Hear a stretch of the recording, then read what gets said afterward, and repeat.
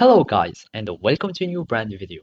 In today's tutorial, I'm going to show you how to delete your post history on X or the Twitter platform. So all you need to do now is to follow these simple steps. First, you need just to access or go to the twitter.com and then log in into your account.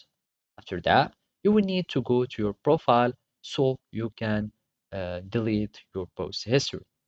To do so, you will need just to click on profile or just uh, go here in this menu or this navigation bar and click on profile. Then it will take you to your profile on Twitter. After that, you will need just to go here on any post that you want to delete its history, and then you will find the three dots option. Click on the more option, and here we will find delete. By clicking on delete, you will have all the history of posts and you will have your post that will be deleted definitely.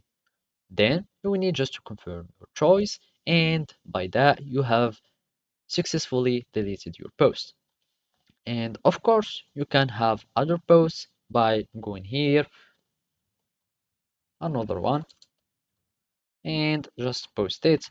And as you can see, we will have it again, was sent to view, and then you can either go directly to the post without going to the profile by going to the post directly and go again to the three dot menu, and here in the drop down menu we will find delete and we confirm again the delete option.